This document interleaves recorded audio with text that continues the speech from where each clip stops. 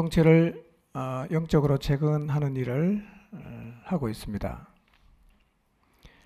그런데 교회 공동체를 재건하는 일은 느헤미야가 성벽을 재건하는 일과는 다른 부분이 있습니다. 우선 성벽을 재건하는 일은 매우 가시적이어서 언제든지 눈으로 확인할 수가 있습니다. 한나절만 성벽을 재건을 해도 그만큼의 결과는 보이고, 문짝을 하나만 달아도 결과는 금세 눈으로 확인이 가능합니다.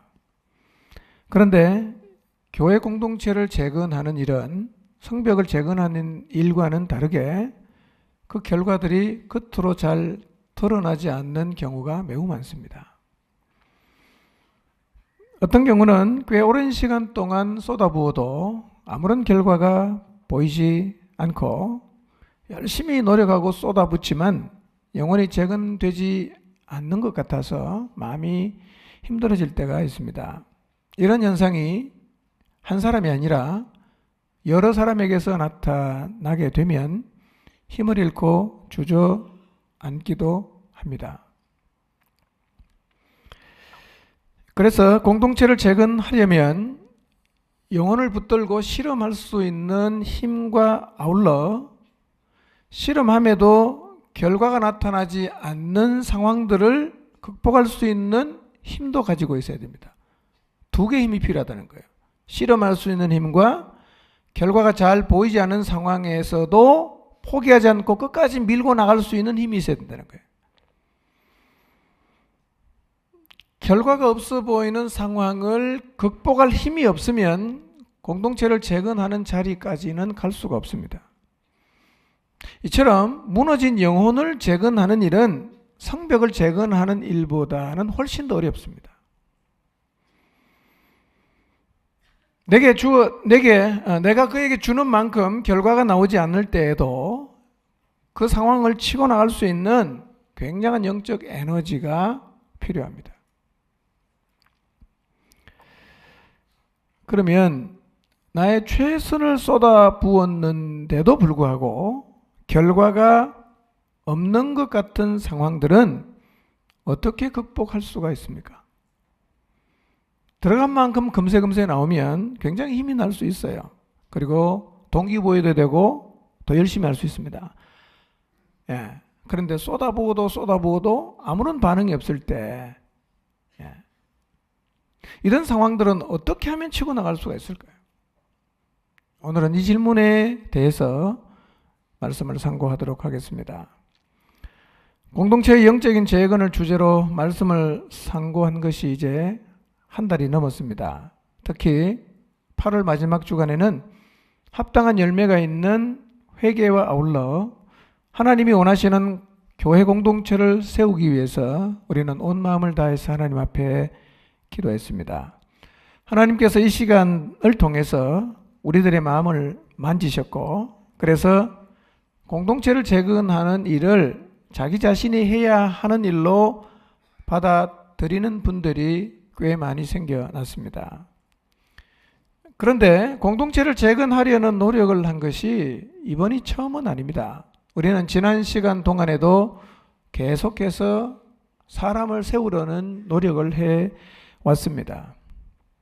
그런데 지난 시간 사람을 세우는 노력을 하면서 우리가 배운 게 뭐냐면 사람을 세운다는 게 쉬운 일이 아니라는 것입니다.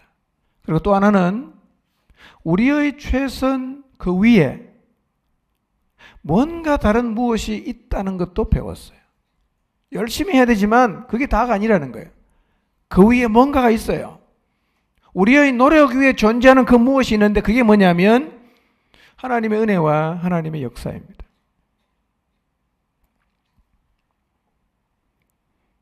그러므로 우리의 힘을 다한 수고와 아울러 하나님의 은혜 베푸심과 하나님의 역사하심을 기도해야 됩니다. 고린도전서에서 이 부분을 잘 정리해서 이야기하고 있습니다. 고린도전서 3장 6절에서 8절 말씀을 보겠습니다. 읽겠습니다. 시작.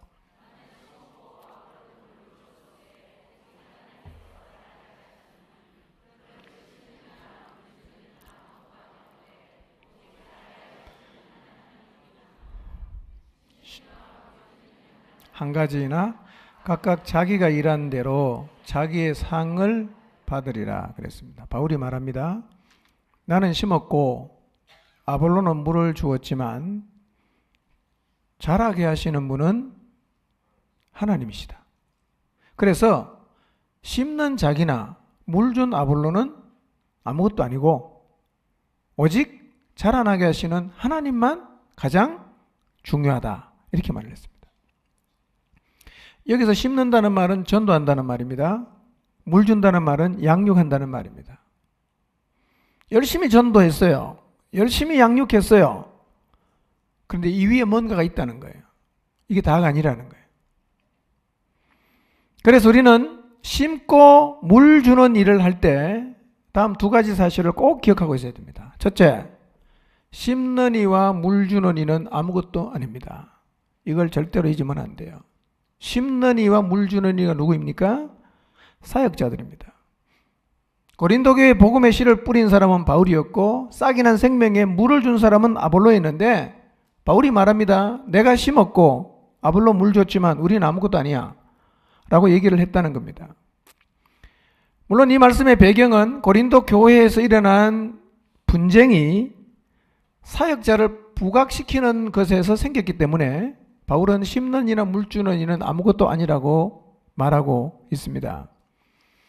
그렇기 때문에 우리가 영혼을 위해서 아무리 수고하고 노력을 해도 이것 때문에 자기 스스로 공로자의식을 갖거나 내가 모든 것을 다 했다. 근데 왜 안 도와줘? 라는 자세는 아주 버려야 될 자세입니다. 무익한 종은 하여야 할 일을 한 것뿐입니다. 라고 고백해야 되는 거예요. 이게 안 되면 뭐냐? 고린도 교회처럼 파당이 생기는 겁니다. 바울파, 게바파, 아볼로파, 그리스도파 다 명분 있죠. 네.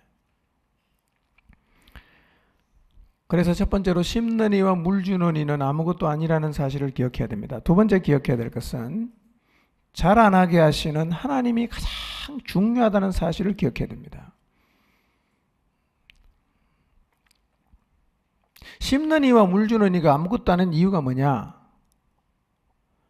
자라게 하시는 하나님이 계시기 때문입니다. 그래서 성경에 이렇게 말하지 않습니까? 자라게 하시는 이는 하나님 뿐이니라 그랬습니다. 자라게 하시는 이는 하나님 뿐이니라. 이 말씀을 우리가 절대로 잊으면 안 됩니다. 한 영혼을 출생하게 하고 자라게 하시는 분이 누구입니까? 우리입니까? 내가 심었어요. 내가 태어나겠습니까? 내가 물 줬어요. 내가 자라겠습니까? 우리가 한 건 맞아요. 근데 누가 태어나게 합니까? 하나님. 누가 자라게 합니까? 하나님. 누가 그렇게 말했어요? 성경이 그렇게 말하고 있습니다.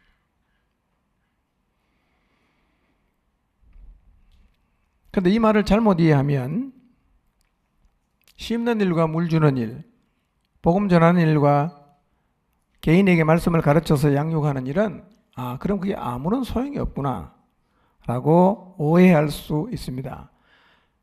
근데 그렇지 않습니다. 우선 성경은 이렇게 말해요. 각각 자기가 일한 대로 자기의 상을 받으리라. 그 말씀하신 것을 보면 심는 일과 물 주는 일은 무슨 일입니까? 주님 앞에 가서 상 받을 일이에요. 절대로 소용없는 일은 아닙니다. 굉장히 중요한 일입니다. 소중한 일입니다. 해야 되는 일입니다. 그리고 주님 앞에 가면 상 받을 일입니다. 그럼 이렇게 중요한 심는 일과 물 주는 일을 왜 성경은 아무것도 아니라고 표현을 했을까요? 심는 이와 물 주는 이가 아무것도 아니라는 말은 그 일이 쓸데없는 일이라는 말이 아니라 우리가 열심히 사역을 한다고 해도 결정적으로 생명을 태어나게 하고 자라게 하시는 것은 하나님의 역사라는 것을 강조하는 겁니다. 그러니까 한마디로 말하면 그분이 하신다 이런 뜻입니다. 그분이 하신다. 그분이 주권자다 이런 얘기입니다. 그분이 하신 거죠. 실제로 농부가 밭에 씨를 뿌리고 온갖 정성을 기울여서 돌보고 보살펴도 식물에 적절한 햇볕과 비를 내려서 자라게 하시는 분이 하나님이신 것처럼 우리가 아무리 전도를 통해 복음의 씨앗을 뿌리고 또 말씀으로 태어난 신자를 양육해도 근본적으로 진리의 햇빛을 비추시고 은혜의 단비를 내려 회개케 함으로 구원의 길에 이르게 하시는 분은 하나님 분이라는 겁니다. 하나님. 그럼 우리는 뭡니까? 하나님 다 가져가셨네. 우리 아무것도 아니에요? 뼈 빠지게 고생했는데, 인생 다 들여서 그 일 했는데 우리 아무것도 아닙니까? 우리는 다만 하나님의 집에 고용된 일꾼들이요, 하나님의 사역자들입니다. 굉장한 영광이죠. 우리가 사역자가 됐다는 말은 복음을 심는 일과 태어난 생명에 물을 주는 일을 통해 하나님의 영원한 계획을 이루는 일에 동력을 하게 되었다는 의미인데, 이것은 굉장히 영광스러운 일이에요. 여러분, 이번에 당선된 문재인 대통령이 여러분에게 전화해서 내가 이런 비전을 가지고 나라를 살리려고 하는데 와서 같이 좀 일해 주겠습니까? 라고 부르면 기분 나쁜 일입니까? 영광스러운 일입니까? 하나님이 나를 불렀어요. 동력하자고, 같이 하자고. 예, 굉장히 영광스러운 일이죠. 예, 그게 사역이라는 겁니다.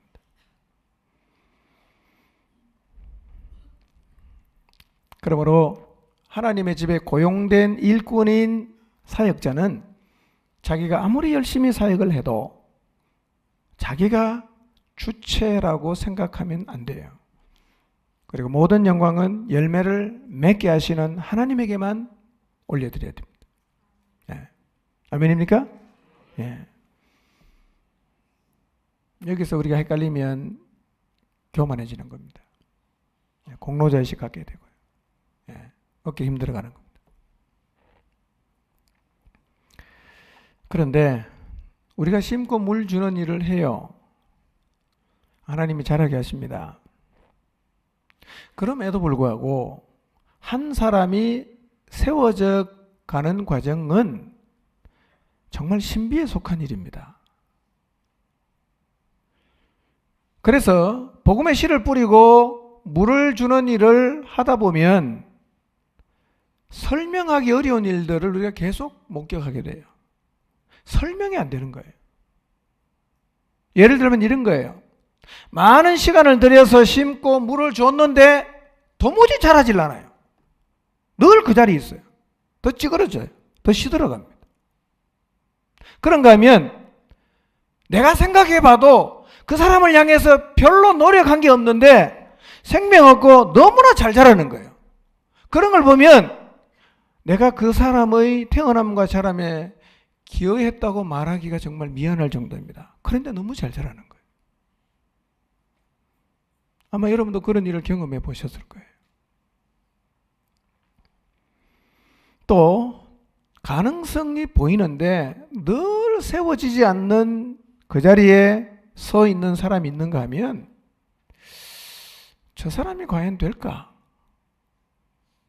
그냥 쳐다보면 고개가 갸우뚱해지는 사람은 주님 안에서 완전히 새 사람이 되는 경우도 경험합니다. 신비로운 일입니다. 이런 일들은 한 사람의 태어남과 자람이 우리가 열심히 사역을 하는 것에 있지 않고 결국은 하나님으로 말미암는다는 것을 보여주는 일입니다. 하나님이 하시는 거예요. 최근 우리 공동체 안에서 정말 쉽지 않겠다고 생각한 사람이 변화되는 일이 막 생겨나고, 반대로 꼭 될 거라고 기대했던 사람은 여전히 그 자리에 머물러 있는 경우들이 있어요. 가능성이 보이는 사람을 정조준해서 말씀의 포탄을 팍 쐈어요. 열심히 사역했습니다. 그런데 그 포탄을 정면으로 맞은 사람은 전혀 항복하지 않고 한 대 맞고 먼지를 툴툴 털고 일어나서 다시 제 길로 가요. 예. 정말 기도 많이 하고 정조준해서 쐈는데 맞았어요. 근데 먼지 털고 그냥 가는 거예요. 그런데 가능성이 별로 없어 보이고 아직은 때가 안 됐겠다라고 생각을 해서 조준하지 않았던 사람은 그 사람에게 터진 파편 맞고 그냥 자빠져갖고 하나님에게 완전히 항복하는 거예요. 참 신비로운 일입니다. 이것은 한 사람이 태어나고 자람에 있어서 결정적인 역할을 하는 것이 우리가 심고 물 주는 게 아니라 자라게 하시는 하나님에게 있다는 것을 보여주는 일들입니다.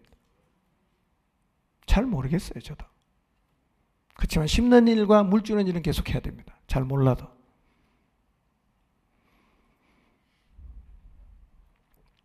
이처럼 사람 세우는 일은 우리의 예상을 빗나가는 때가 참 많이 있습니다.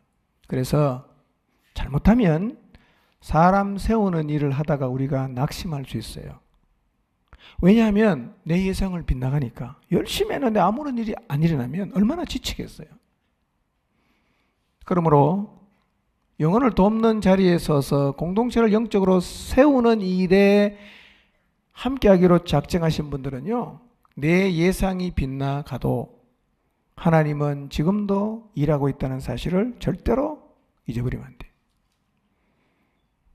단지 내가 그렇게 예상했을 뿐이에요. 하나님은 우리와는 다르게 일하고 계시는 거예요. 이렇게 영혼을 섬기다 보면 우리의 예상을 빗나가게 하는 경우들이 많이 일어나지만, 그러나 또 하나 좀 더 넓은 관점으로 보면 확인되는 게 하나 있습니다. 그게 뭐냐면 우리의 예상을 빗나가게 해서 지금 해야 될 사람이 2년 뒤에, 3년 뒤에, 5년 뒤에 반응을 보이는 경우는 있지만, 아주 특별한 경우를 제외하고는 공동체에 붙어 있어서 지속적으로 말씀을 듣고 배우는 자리에 머물면 대부분의 사람이 하나님의 은혜와 역사를 경험한다는 겁니다. 대부분의 사람이. 붙어 있으면 정말 돼요. 됩니다.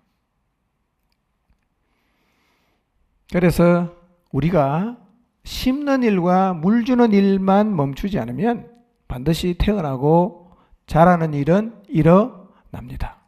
물론 시차는 생길 수 있어요. 내가 생각하는 시간하고 하나님이 생각하는 시간의 차이는 생길 수 있지만 붙어 있으면 반드시 하나님의 은혜의 역사를 경험하게 됩니다. 그래서 우리의 예상을 빗나가게 하는 일들이 반복되어 일어난다고 해도 뭐는 계속해야 됩니까? 심는 일과 물 주는 일은 계속 해야 됩니다. 고린도후서 6장 1절을 보겠습니다. 읽습니다. 시작.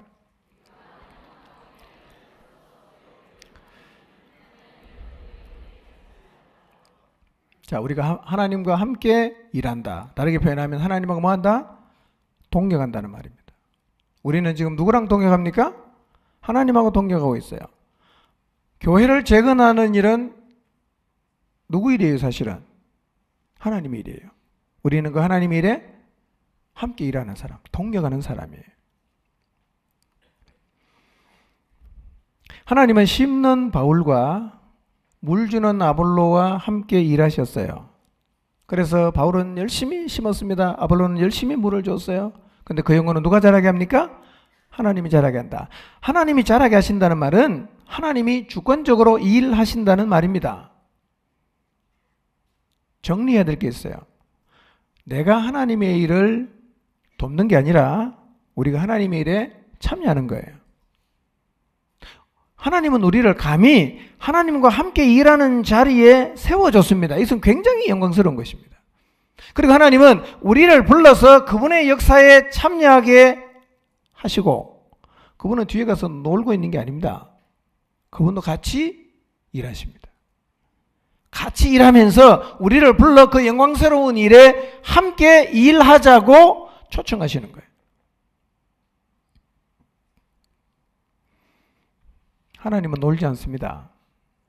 우리만 일시켜놓고 하나님은 장기를 두거나 아니면 우주에 여행 가거나 그러지 않아요. 자, 성경을 보겠습니다.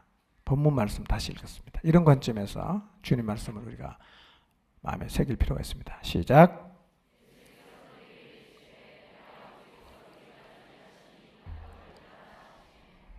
아멘. 나도 일한다. 이 말씀이 굉장한 의미로 제게 다가왔어요. 나도 일한다. 니마 일하냐? 나도 일한다. 네. 엘리야가 하나님 앞에 투정하면서 기도하잖아요. 나 혼자만 남았습니다. 하나님이 뭐라고 말씀하십니까?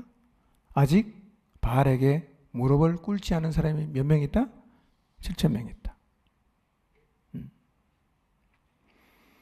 하나님은 절대로 여러분에게만 일 시켜놓고 뒷짐지고 구경하거나 놀고 있지 않습니다. 지금도 일하시고 계십니다. 성경을 읽으면 읽을수록 하나님은 지금도 일하시고 역사 속에서 일하셨다는 것은 너무나 쉽게 확인할 수 있어요.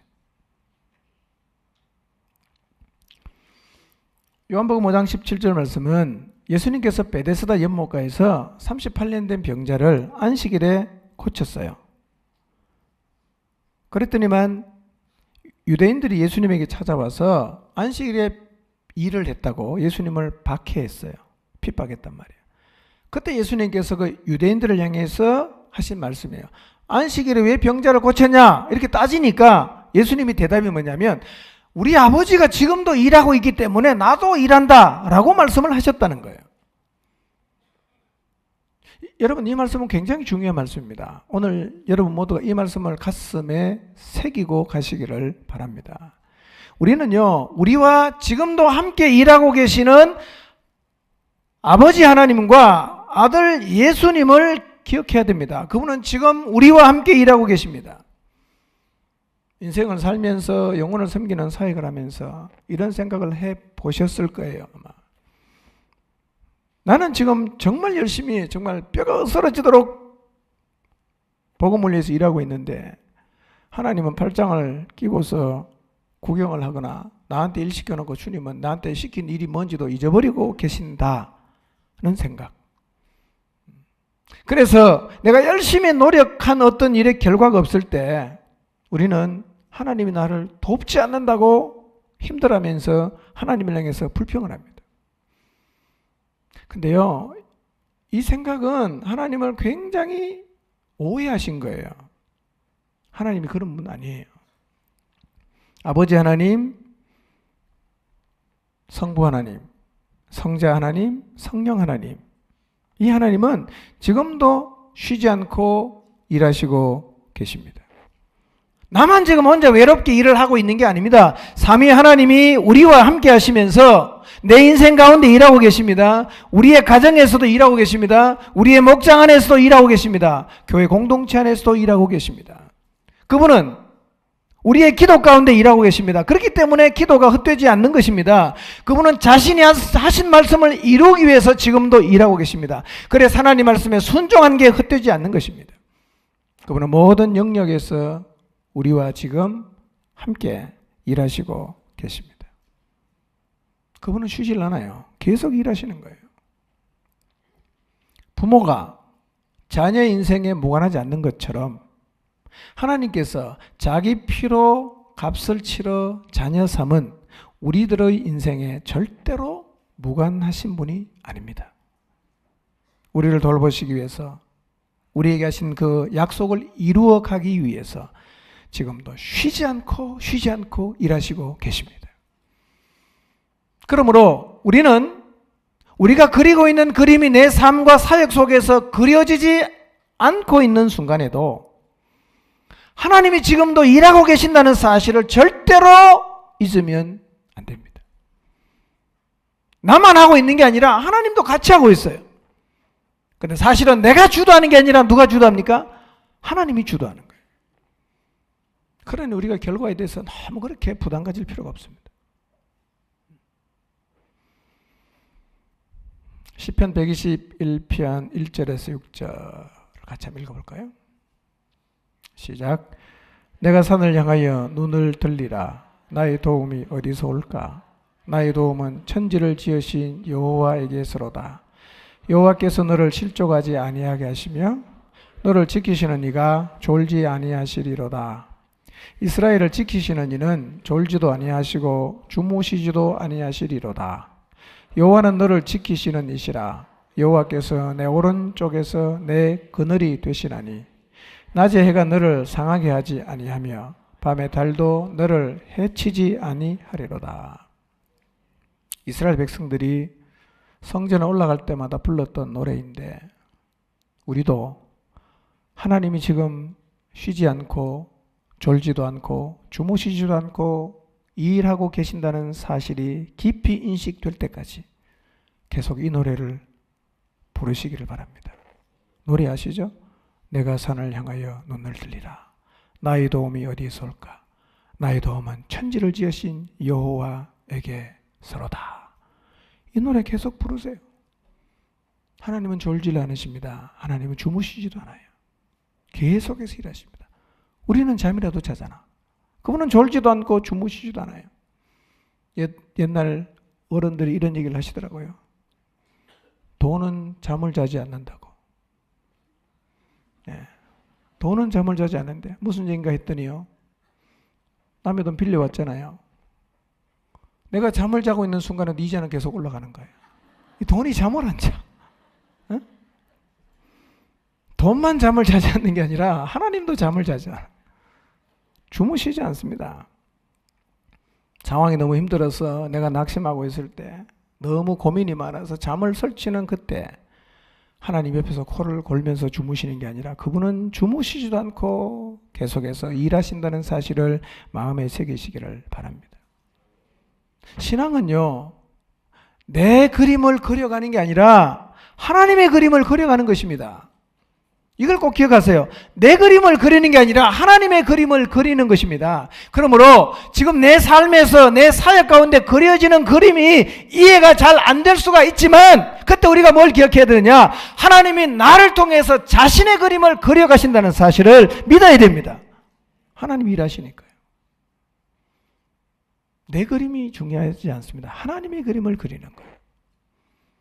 살다 보면 내가 원하는 대로 인생이 안 흘러갈 때 있잖아요. 사회 가다 보면 내가 원하는 방향으로 사역이 안 흘러갈 때가 있어요. 힘듭니다. 지치기도 합니다. 낙심이 되기도 해요. 그때마다 기억하십시오. 하나님이 지금 그림 그리고 있습니다. 그리고 나를 그 그림을 함께 그려가자고 나를 부르셨어요. 동력해야 되지 않겠어요? 내 그림 내려놓고 하나님이 그림 그리신다면 제가 그 그림 그리는 일에 함께 하겠습니다. 이게 믿음 아니겠어요?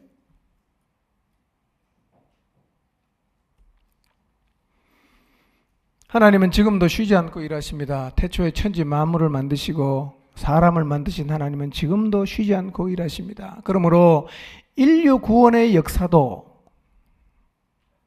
다시 오셔서 우리를 다시 부활시키는 일들도 이 땅에서 주님을 위해 살았던 모든 삶에 대해서 갚아주시는 역사도 그분이 이 땅에 그분의 자녀들을 데리러 오시는 재림의 역사도 믿지 않는 사람을 심판하는 심판의 역사도 반드시 이루어집니다. 하나님은 지금도 이 모든 우리 앞에 주어진 약속을 이루시기 위해서 쉬지 않고 일하시고 계십니다.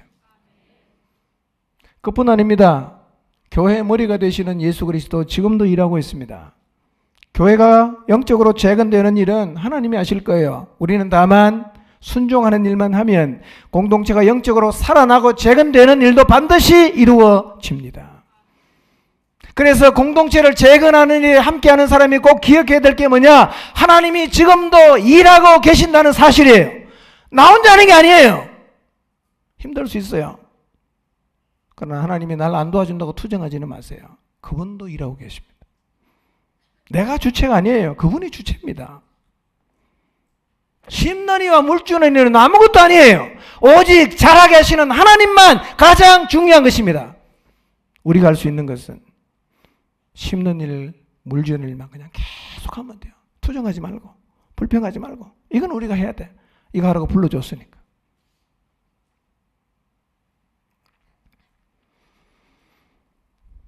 하나님이 일하심을 믿어야 두려워하지 않을 수 있어요. 뒷걸음질을 하지 않을 수 있습니다. 하나님이 일하심을 믿는 게 얼마나 중요한지. 그리고 내가 주님을 따라가면서 주님을 위해서 일을 하면서 하나님이 일하신다는 사실을 믿지 않을 때 얼마나 우리의 삶이 심각하게 흔들릴 수 있는지를 살펴보겠습니다. 누가복음 24장 1절에서 12절입니다. 같이 읽겠습니다. 시작.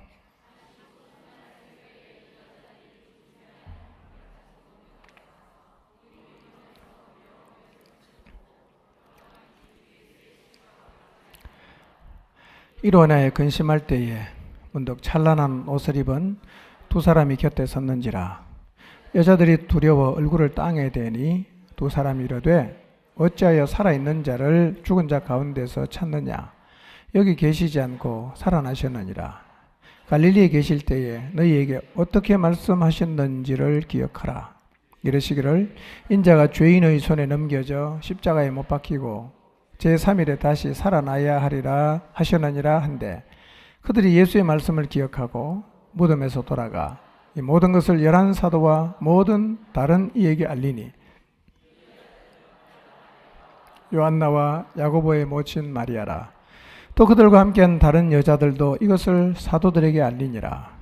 사도들은 그들의 말이 허탄한 듯이 들려 믿지 아니하나 베드로는 일어나 무덤에 달려가서 구부려 들여다보니 세마포만 보이는지라. 그 된 일을 놀랍게 여기며 집으로 돌아가니라. 앞에 있는 내용을 보면 예수님이 유대인에게 잡히시고 빌라도에게 가서 사형 선고를 받으셨습니다. 그리고 십자가에서 죽으셨습니다. 예수님이 잡히셨을 때 제자들은 모두 도망갔습니다. 숨었습니다. 굉장히 두려워했습니다. 그런데 예수님이 잡히신 일, 십자가에 달리신 일, 죽으신 일, 이 모든 일들은 이미 하나님께서 예언하신 일이에요. 그럼 지금 이 일이 이루어져 가고 있다는 얘기는 다르게 보면 하나님이 뭐 하고 있다는 얘기입니까? 인류 구원의 역사를 위해서 일하고 계신다는 의미입니다. 지금 하나님이 일하고 계시는 중이에요. 그런데 하나님이 일한다는 사실을 깨닫지 못했던 사람들은 도망갔어요. 두려워합니다. 울어요. 근심해요.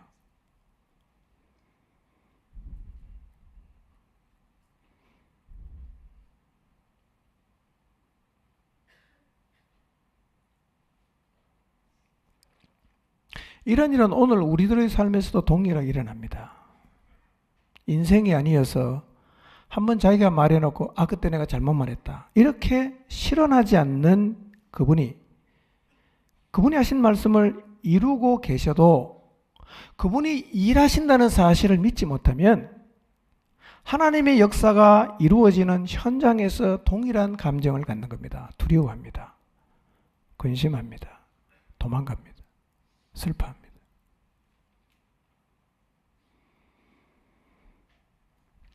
뿐만 아니라 예수 그리스도의 부활, 아버지 하나님의 능력으로 아들을 다시 살리셨어요. 하나님이 일하심이죠. 하나님이 일하셔서 그분의 능력으로 죽은 예수 그리스도를 3일 만에 다시 살렸습니다. 여인들이 와서 빈 무덤을 보고 제자들에게 전해줬습니다. 우리 가보니까 무덤이 비었더라. 이 얘기를 들었던 제자들의 반응이 뭐냐? 어처구니 없다. 그 말이 되냐? 라고 받아들였습니다. 그리고 그 중에 2명의 제자는 엠마오로 낙심해서 내려갑니다. 근데 자세히 보면 이 모든 일이 언제 벌어졌냐? 하나님께서 인류를 구원하기 위해서 이루어 가신 하나님의 일하심의 어쩌면 클라이막스가 되는 가장 중요한 순간, 하나님의 일하심을 믿었다면 가장 기뻐하고 감사해야 될 그 순간에 정반대로 행동합니다. 두려워합니다. 울어요. 낙심합니다. 도망갑니다.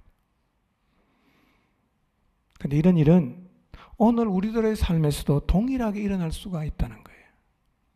여러분 인생 가운데 하나님이 쉬지 않고 지금도 일하고 계심에도 불구하고 여러분이 하나님이 일하고 계신다는 사실을 믿지 못할 때 제자들이 보였던 반응과 동일한 반응을 보일 수가 있다는 겁니다. 지금 그런 반응을 여러분이 보이고 있을 수도 있습니다. 주님이라면서 낙심해요. 주님이라면서 두려워합니다. 주님의 일을 하면서 우울해합니다. 왜 그럴까요? 하나님이 지금 일하고 계시고 그분이 주체인데 내가 주체가 되고 하나님은 아무것도 도와주지 않는다고 생각하기 때문입니다. 굉장한 오해입니다.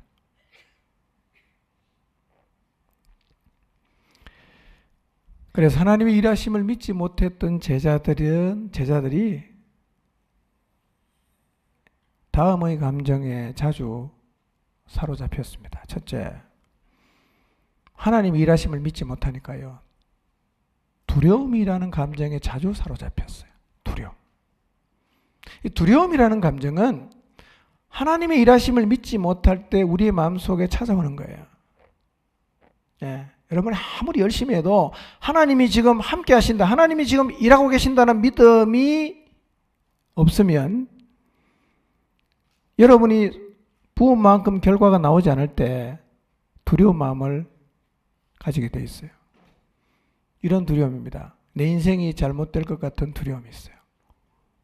내 자녀가 잘못될 것 같은 두려움이 있어요.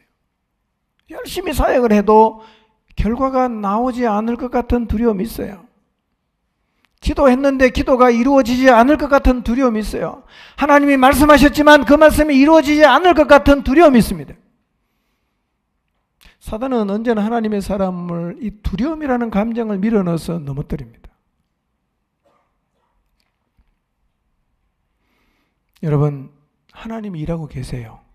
무엇이 두려우세요? 여러분의 미래가 두렵습니까? 하나님이 지금도 일하고 계십니다. 제가 이번 월화수 시니어 선교사 모임 가는데요. 선교사님 중에 한 분이 이런 명언을 했어요. 주제 중에 하나가 이런 주제가 있었어요. 선교사들의 노후, 돌봄에 대해서 쭉 얘기를 했습니다. 한 선교사님이 이렇게 말했답니다.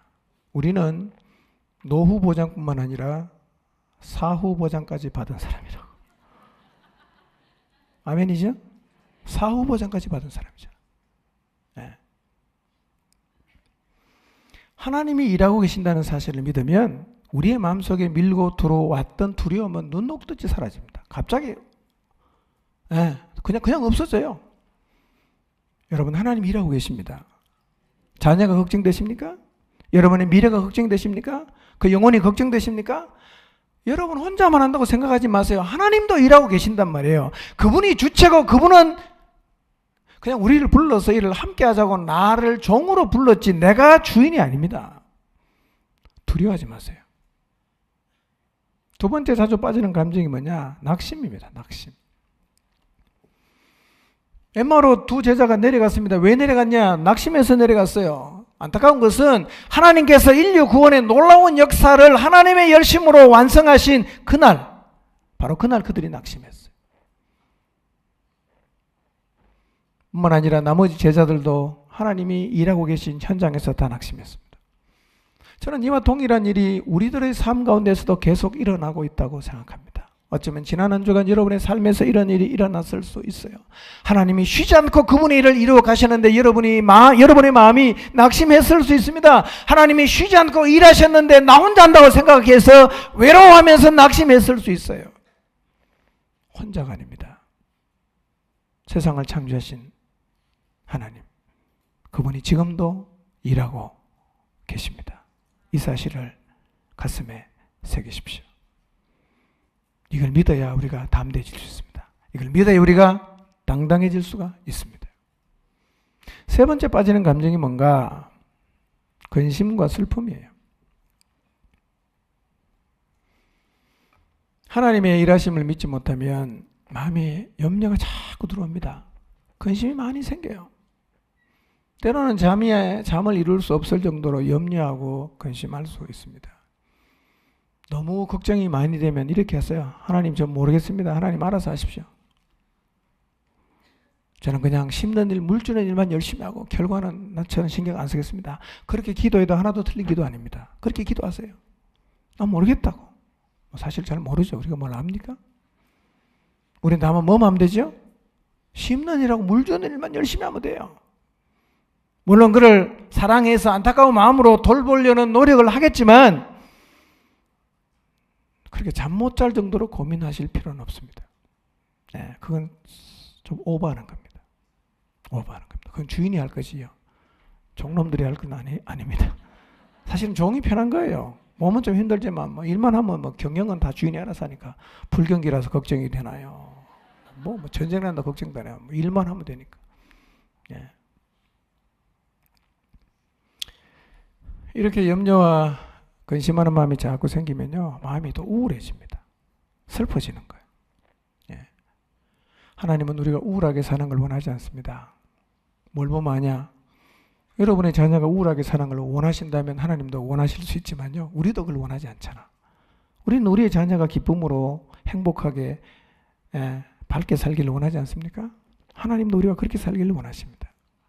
만약에 여러분의 마음속에 염려나 두려움이나 슬픈 감정이 쌓여 있다면 꼭 기억하십시오. 내 인생 가운데, 내 사역 속에, 내 자녀 인생 속에 하나님이 지금도 열심히 일하고 계신다는 사실을. 그분이 일하심의 근거는 무엇인가? 그분이 주신 말씀을 이루기 위해서 일하시는 겁니다. 약속이 있으면 그래서 우리는 두려워할 필요가 없습니다. 네 번째 감정. 도망가고 싶은 감정이에요. 도망치고 싶어요.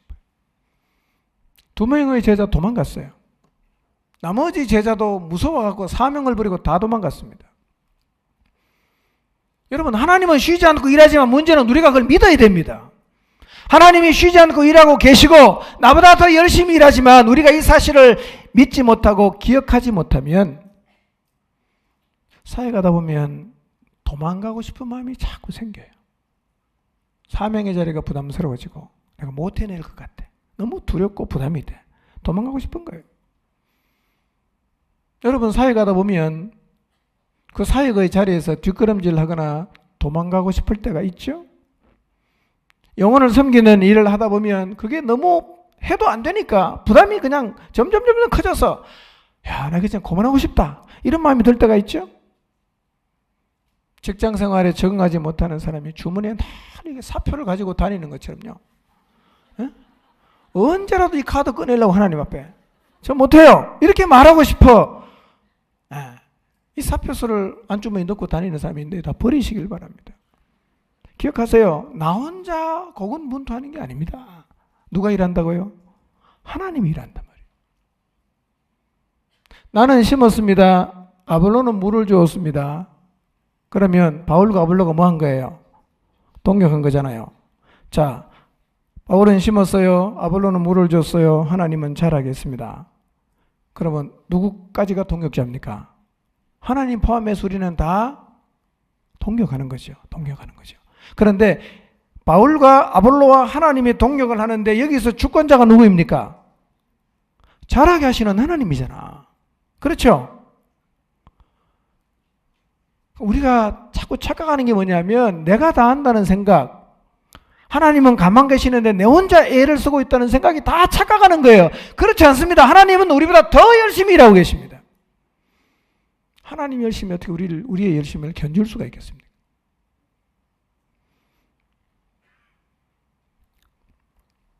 뭐만 잘하자? 심고 물 주는 것만 잘하시고, 이런 부정적 감정이 생길 때마다 어떻게 하라고요? 하나님이 일하고 계신다는 사실을 다시 기억해야 합니다.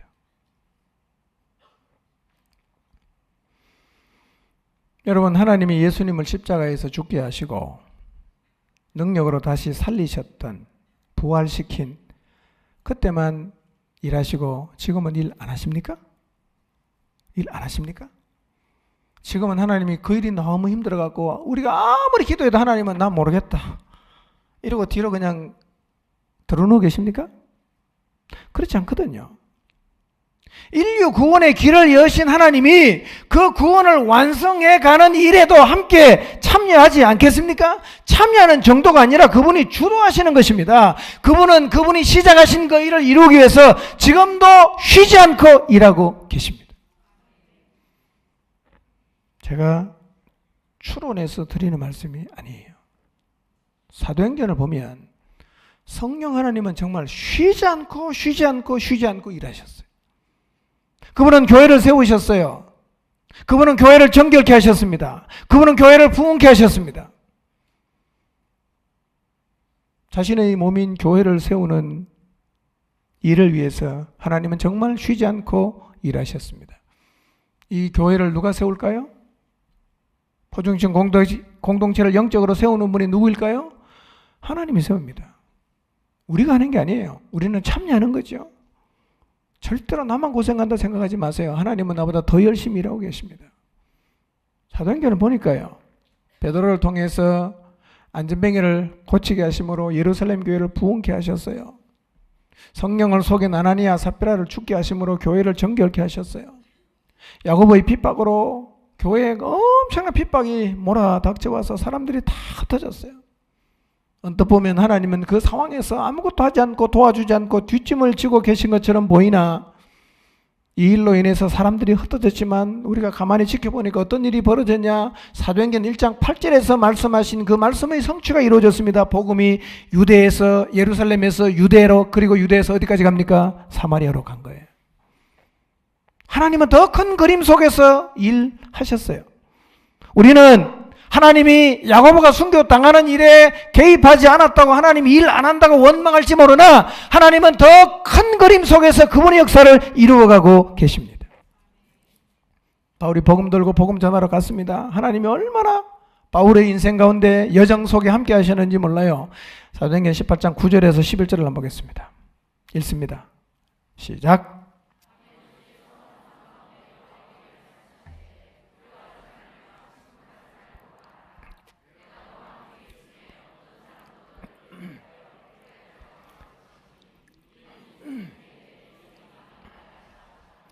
1년 6개월을 머물며 그들 가운데서 하나님의 말씀을 가르치니라. 고린도에서 복음을 전하니까 유대인들이 찾아서 굉장히 반대를 했어요. 극심하게 반대했습니다. 그래서 바울이요, 자기 옷에서 먼지를 털면서 말합니다. 너희 피가 너희 머리에게로 돌아간다. 나는 이 복음을 전했기 때문에 깨끗하다. 그리고 이후에는 내가 이방인에게로 간다 하고 거기서 옮겨서 디도 유스도라고 하는 사람의 집으로 갔어요. 너무 그냥 극심한 반대를 겪고 마음이 좀 아파 있는 바울에게 하나님이 환상 가운데 나타나셔서 이렇게 말씀하십니다. 두려워하지 말고 침묵하지 말고 말해라. 그 다음에 이렇게 말씀하십니다. 이는 이 성중에 내 백성이 많음이라 그랬어요. 그 고린도 성에 하나님의 백성이 많다 그러잖아요. 누가 파악해 놨을까요? 유대인들이 그렇게 반대를 해서 바울이 정말 그 반대 직면에서 힘겨워하고 있는 그 상황에서 성령님이 하나님의 환상 가운데 나타나셔서 이 성중에 내 백성이 많다고 말씀하셨는데, 그렇게 말씀하신 걸 보면 하나님은 고린도에서 하나님께로 돌아올 사람이 몇 명 있는지 파악했다는 얘기입니까? 안 했다는 얘기입니까? 파악을 했으니까 그렇게 말하는 거 아니겠습니까? 누가 하셨어요? 바울은 이렇게 생각할 수 있겠죠. 절대로 그렇게 생각하지는 않았습니다. 내가 이렇게 열심히 복음을 전하려고 하는데 왜 하나님은 아무 일도 안 하시는가? 유대인들이 저렇게 방해를 하는데 왜 하나님은 가만히 계시는가? 라고 투정할 수도 있지만, 사실은 하나님은 그 고린도 성 안에 예수님을 믿을 사람이 몇 명인지 다 파악해 놓으셨다는 거예요. 하나님 일 안 하십니까? 쉬지 않고 일하십니다. 쉬지 않고. 오늘 우리의 삶과 사역에서도 똑같습니다. 하나님은 지금도 주도하시고 쉬지 않고 일하시고 계십니다. 나의 걸음과 순종하는 몸짓에 함께 하시고, 기도하고 사람을 만나는 일에 함께 하시고, 영혼을 바라보면서 안타까워하고 애를 태우고 때로는 아파하는 가운데, 고뇌하는 가운데, 주저하는 자리에서도 하나님을 함께 일하고 계시고, 한 영혼을 찾아가서 말씀을 가르치고 양육하는 그 가운데에서도 하나님이 함께 일하신다는 사실을 기억하시기를 바랍니다. 혼자가 아닙니다. 내 혼자 한다고 생각하지 마세요. 믿음의 눈을 열어서 지금 나와 함께, 아니 나보다 앞서서 하나님이 주도적으로 일하고 계신다는 사실을 마음에 깊이 새기십시오. 이게 보여야 두려워하지 않을 수 있어요. 이게 보여야 사람의 반응에 상관없이 낙심하지 않을 수 있고, 이게 보여야 아무리 힘들어도 도망가겠다는 생각을 안 하고 끝까지 갈 수 있게 되는 것입니다. 사도행전 23장 11절 말씀 읽읍시다. 읽겠습니다. 시작.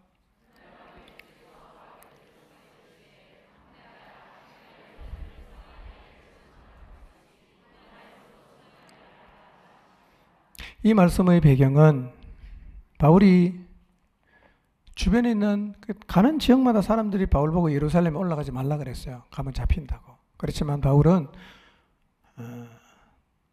주 예수께 받은 사명, 은혜의 복음을 증언하는 일을 마치려면은 나는 내 생명 조금 더 귀하게 여기지 않는다라고 하면서 갔어요. 예루살렘에 갔다가 성전에서 유대인들에게 잡힙니다. 그리고 굉장히 매를 많이 맞아요. 천부장이 와서 구해줍니다. 그리고 바울은 공회에 가서 시몬을 받습니다. 그리고 일부 유대인들이 바울을 죽이겠다는 음모를 꾸미고 있어요. 그런데 유대인의 음모가 드러나기 전날 밤에 하나님께서 바울에게 나타나셔서 이렇게 격려를 하셨어요. 오늘 읽은 23장 11절입니다. 내가 예루살렘에서 나의 일을 증언한 것 같이 로마에서도 증언하여야 할 것이다. 그러니 너 담대해라. 하나님은 바울이 예루살렘에 올라가서 유대인들에게 잡혀서 매를 맞고 공회에서 신문을 받는 모든 과정 속에서도 일하셨고 유대인들이 죽이려는 음모를 탄로나게 해서 천부장에게 제보하게도 하셨어요. 바울을 보호하십니다. 짐승을 타고 가이사랴까지 가게도 하십니다. 배를 타고 로마로 오는 과정 속에서 하나님 얼마나 많은 일을 하시는지 그 하나님이 일하시면 셀 수가 없을 정도로 많아요. 무슨 얘기인가? 하나님이 주도하십니다. 하나님이 일하십니다. 여러분의 목장을 주도하시는 분 누굴까요? 하나님. 우리 교회를 주도적으로 이끌어 가시는 분 누굴까요? 하나님. 내가 아니라 하나님이에요. 하나님은 지금도 일하고 계십니다. 지금 여러분의 상황을 한번 생각해 보십시오. 개인적으로 혹은 가정적으로 사역의 현장에서 여러분 앞에 놓인 상황은 어떤 것들입니까? 그 상황 앞에 서 있는 여러분이 그 상황을 바라볼 때마다 여러분 안에 생기는 감정들은 어떤 거예요? 두려움입니까? 갑자기 인생이 우울해집니까? 걱정됩니까? 다 그냥 내팽개치고 도망치고 싶습니까? 그럴 수 있습니다. 그때 우리가 기억해야 될 게 있어요. 하나님이 주권자입니다. 하나님이 지금 나와 함께 우리 목장에서 우리 가정에서 일하고 계신다는 이 사실을 마음에 깊이 새기시기를 바랍니다. 하나님이 함께 일하십니다. 다시 하나님과 동역하는 자리 불러주신 하나님 앞에 정말 감격스럽게 그 주님의 일에 동참하는 하나님의 일꾼의 자리에 서서 주님이 먼저 앞서가시는 교회 공동체를 세워가는 그 일에 여러분도 함께 따라가는 동역자로서의 사명을 감당하시기를 주님의 이름으로 축원합니다. 기도하겠습니다.